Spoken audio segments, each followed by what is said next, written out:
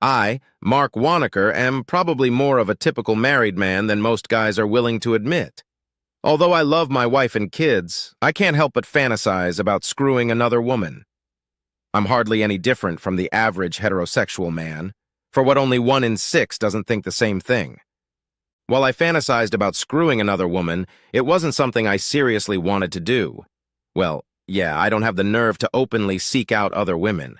My ideal woman would have to be really hot, even hotter than the 5'4" 6 meters, 120 pounds, 54 kilograms. I have at my disposal. That's beautiful, kind, but fiery wife Veronica, who most guys would rate at about a 9/5 on a 10-point scale. Oh, and the perfect woman should be careful, as I'm not about to ruin my life. I had absolutely no interest in the flirtatious 20-something girls in my office, not only because they were too young and incontinent, but also because I believed in the truth of the adage, "Don't shit where you eat." Alas, its veracity was later fully confirmed. So, even though I had been fantasizing since I was 30 or 35, I never thought I would succeed. Then, it just happened. I had a rare business trip to meet with a group of people in roughly the same business as me, although we weren't competitors. It was essentially a seminar for 3 days, 2 nights, in a town 200 miles from my home, not too far to travel to attend the seminar, but certainly too far to return home for the night. I met a lot of nice, intelligent, and helpful people at the seminar. Yes, one woman turned out to be very hot.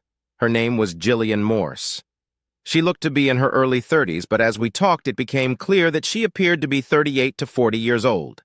She was by far the most beautiful woman of that age that I had ever had direct contact with.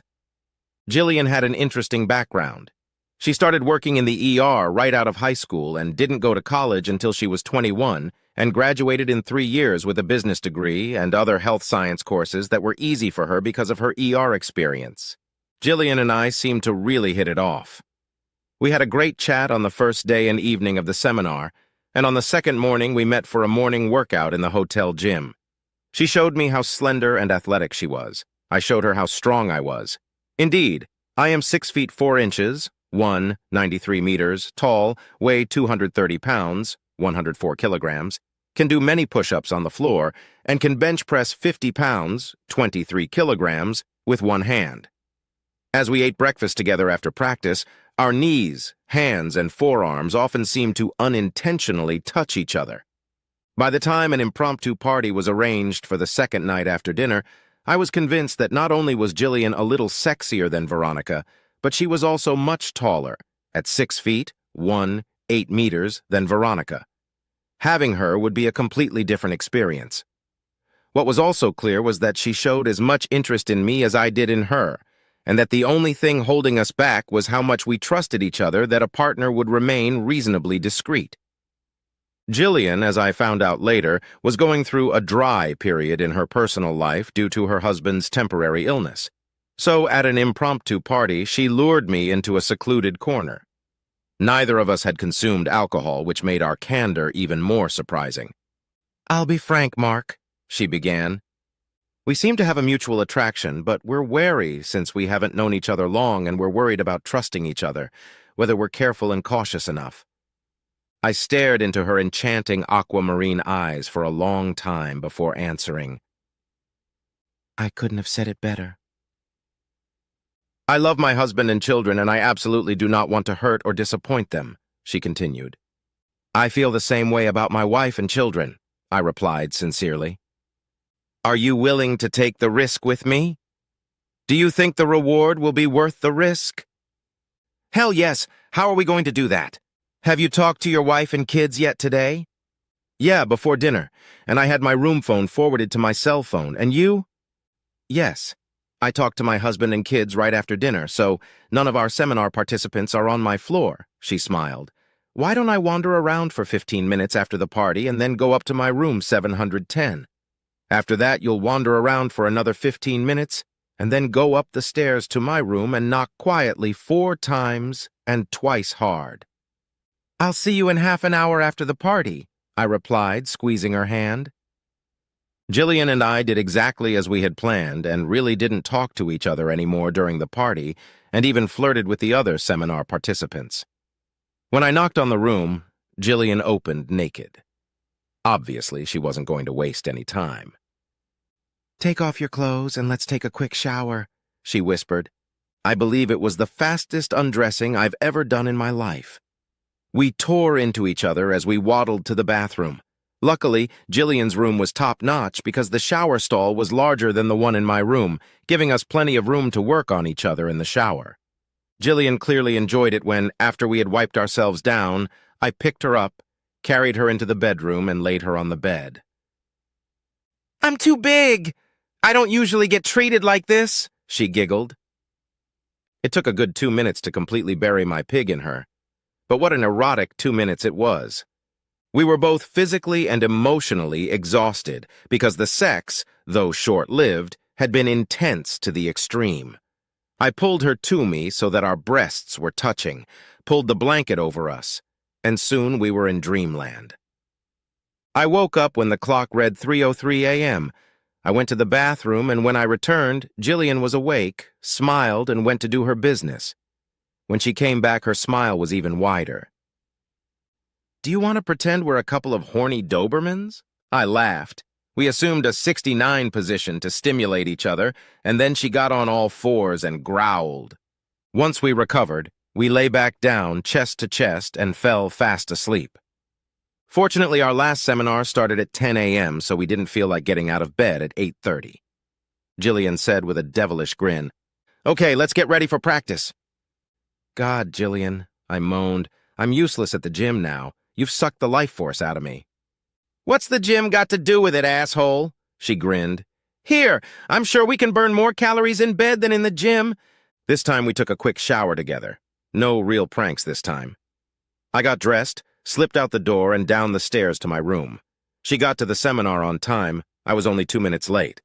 At lunchtime, we decided it was best to keep separate, as we didn't want to get the same stares as just hooked up.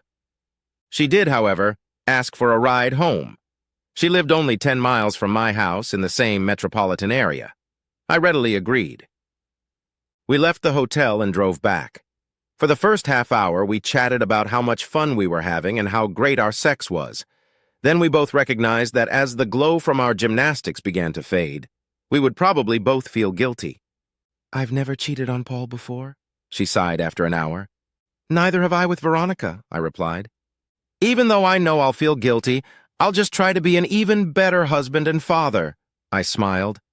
"And I'm sure as hell never going to regret having sex with you. Like I said, it was supernatural." Jillian thought for a few minutes. "What a good perspective. I'm using this experience to become a better wife and mother, too," she smiled. We then changed the subject and talked about the many common interests we had. We stopped for a fast food snack on the way home, so when we pulled up to Jillian's house, it was about 8:50 and dark.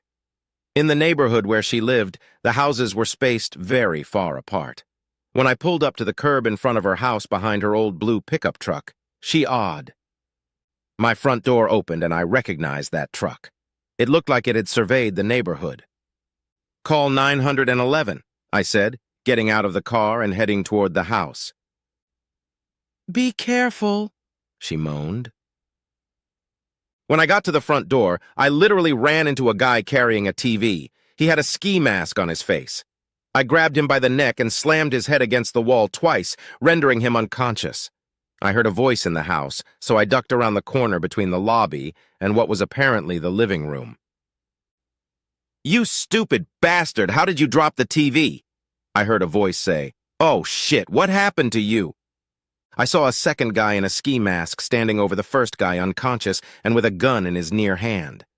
When he turned toward me, I hit him in the face with my right elbow while grabbing his gun hand with my left, then hit him 3 more times before it was clear he was passed out. I then picked up the gun, a simple .38 caliber I was familiar with, and went further into the house. In the kitchen, I came across Paul tied to a chair, gagged, with a gag in his mouth and bruises on his face. I untied his gag and whispered, "How many are there?" "2," he whispered back. Relieved, I pulled out a kitchen knife, cut his ties, and asked him where the kids were and if he was okay. "The kids are at a pajama party and I'm not too badly hurt," he replied. Then he asked, Who are you? Oh, sorry, I mumbled, clearly embarrassed. My name is Mark Wanaker. I was at a seminar with Jillian. She didn't want to get back on her flight because turbulence was predicted, and since I live only 10 miles away, I brought her home. When we saw the front door open, I went to check, and she called 911. After that, Paul went out to my car to hug Jillian. I stood guard over the two miscreants who had just come to their senses, and the cops showed up. I put the gun on the floor before the cops entered the house. Paul had already told them the basic facts and that I was a good guy, so they didn't threaten me, although I still raised my hands and pointed the .38 caliber pistol. By the time 4 more police officers arrived, the two miscreants had already been handcuffed and their ski masks removed. They were identified as the 2 perps with meter-long rape reports. I called Veronica, gave her the 2-minute version of the story, and told her I had to sign the report at the police station. She was worried about me, but I assured her I was fine. After Paul, Jillian, and I made our statements at the police station, I apologized to Paul for the rogue dropping and breaking the TV. He guffawed and thanked me for saving him. Nah, I'm pretty sure they would have killed or maimed me before they left, he sighed. They told me they were going to cut me into pieces after they took everything of value. When Paul stepped away, she and I had 2 minutes alone. Who would have thought that sleeping with you would save my husband? She grinned. I guess I won't feel so guilty after all, she continued, placing a quick but passionate kiss on my lips. Maybe we can do it again. I mean the sex, not the domestic drama, I smirked. Maybe, she said, shoving a piece of paper with her cell phone number in my hand. Veronica and the kids were very concerned when I came back, and relieved when it turned out I was okay. Veronica made me feel great by riding me that night, the first time in my life that 2 different and incredibly sexy women had ridden me twice in one day. I went to bed with a big smile on my face, alternately thinking about fucking first Jillian and then Veronica. After the incident at the house, Paul insisted on taking me and my family out for a picnic. Jillian and I were both a little apprehensive about coming clean about our feelings for each other, but hoped we could be discreet. Oh, and if our families got together, we might have a built-in excuse if we somehow stumbled and were caught together in the future. So we enthusiastically took it on. The picnic was great. Jillian and Veronica seemed to get along well, Paul was a stand-up guy, and our kids were about the same age and seemed to enjoy the company, too. There were only 2 minor glitches. My 7-year-old boy, who looks almost like my clone and is big for his age, quickly fell in love with my 8-year-old daughter, Jillian, who is almost her clone. Well, on the way home, Veronica remarked in a hard-to-read manner, I didn't know Jillian was so hot. You never mentioned it. A slightly tacky innuendo, but nothing more was said about it. Despite our obvious physical attraction to each other, Jillian and I were extremely careful about arranging new sexual interludes. Both of our jobs were demanding, and our offices were 15 miles apart, and combined with commitments to our families, we didn't have a lot of free time. We didn't do late-night work or girls' or boys' parties. However, when we did get together, it was magical. Partly as a game, and partly to assuage our guilt, the week after each of our sexual interludes, we would make a list of all the things we had additionally done that week for our spouse and children to make their lives better. Each time, we tried to be as objective as possible about which one of us did the best job, and the other would send $25 to the winner. Only once, out of 5 interludes, were we both dissatisfied with ourselves. This game and the fact that our sex life with our spouses seemed to really improve, especially the sexual attention we were giving them, really helped alleviate our guilt. Jillian and I went a full 6 weeks without having secret sex. We met at an event that both families had bought tickets to, which made my son very happy to see Jillian's daughter again, and we got a little careless after that. Veronica had been away all day due to important meetings at work, the kids were at school, and in the morning, Jillian was visiting a client just a mile from my house. So we met around 11 a.m. in the guest room at my house. It was the first time we had allowed ourselves to meet in one of our homes. On that particular day, Jillian was truly aroused. As we lay naked next to each other, kissing, playing, and extolling the virtues of each other's sexual abilities, my cell phone rang. I dismissed the call because it wasn't important, but for some reason, perhaps paranoia, I switched to the Find a Phone screen to find out the location of Veronica's phone. To my horror, I saw that it was only 2 miles from our house. Without showering, Jillian and I quickly got dressed. Since her car was parked right in front of our house, there was no way she could get out or hide. So we quickly got cans of soda and sat far apart in the living room, having a friendly conversation when Veronica walked in. When we saw Veronica, we were horrified. She looked like a ghost. I jumped up, grabbed her, and asked, "What's wrong, dear?" She mumbled something unintelligible and then collapsed. Jillian immediately got down to business, drawing on her experience in the ER. While working on Veronica, she told me to call 911. After I made the call, I rushed back to Jillian and Veronica, and Jillian tossed me her car keys and yelled, "Grab the pharmacy bag from the front passenger seat and bring it over here, quick." If there is a record for running 30 meters, I broke it. There were 2 prescription bags, so I brought them both. Jillian picked one, told me to open it and take a device out of the package. I later learned that it was a bronchodilator of the type Paul used for emergency asthma attacks. I quickly handed it to Jillian, and she set to work, forcing the atomized liquid into Veronica's airway. The ambulance got there 3 or 4 minutes later. By then, it looked like Veronica would survive, but we weren't sure. Jillian told the ambulance drivers what she had done and her opinion of the problem. They gave Veronica a shot of adrenaline and then took her away. "You follow her to the hospital in your car, and I'll clean up here and upstairs," Jillian told me quietly. I thanked Jillian fervently, got into my car, and followed the ambulance. I canceled all appointments for the rest of the day and called my mom to pick up the kids from school, as I intended to stay at the hospital. Fortunately, by 6 p.m., not only was Veronica feeling better, but she was looking good. Even though she could have gone home, the doctor recommended staying the night, and we decided it was for the best. The doctor told us that if Jillian hadn't done everything necessary, Veronica would have died from an allergen not yet determined by then. A few days later, everything returned to normal, and Veronica not only experienced no lasting effects, but seemed more energetic than ever. We learned that she had gradually developed a reaction to some environmental substance in the office building. I can't pronounce the name or spell it correctly. She had gotten a large dose the day she almost died and barely made it home. She should have gone to the hospital. Her entire small office building was subsequently treated, and all traces of the substance removed to avoid a recurrence. Veronica insisted that we take Paul and Jillian out for a picnic as a thank you, just as we had when I had sort of saved Paul's life. Of course, my son was thrilled to see his girlfriend again. Just like last time, everyone loved it, and Veronica gave Jillian a necklace with a gold-plated lifeguard inscription on it. As everyone was leaving, Veronica hugged Jillian tightly and whispered something in her ear. When they broke the hug, Veronica immediately hugged Jillian's children, but I saw the look of shock on Jillian's face before she regained her composure. Afterwards, I gave Veronica a 20-minute foot massage before bed, her favorite thing to do besides making love. Once in bed, she transformed into a tigress and engaged in her newly acquired favorite pastime, riding me. We were both completely exhausted from our synchronized finishes and quickly fell asleep in our arms. Our picnic was on Saturday. On Monday, Jillian called me at work. She wasn't as chatty as usual, but instead quite serious. "Remember when you said you were confused as to why Veronica never really questioned you about why I was at your house that day?" "Yes.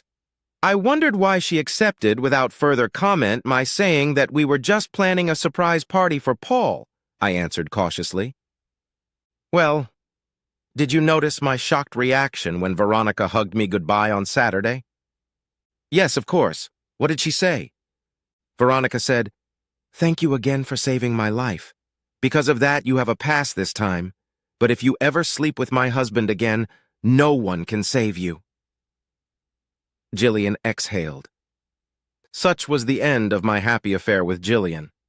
Of course, it was a happy accident because she definitely saved my wife's life, and I probably saved her husband from death or injury. I thought of Jillian often afterward. My memories were always pleasant, but Veronica made sure that I was constantly sexually satisfied. However, I never cheated again, and I think Veronica trusts me now. We see Paul and Jillian all the time, and will continue to see each other for many years to come. Why? Because 15 years after I met Jillian, my son married her daughter. So now we are related. That's what happened.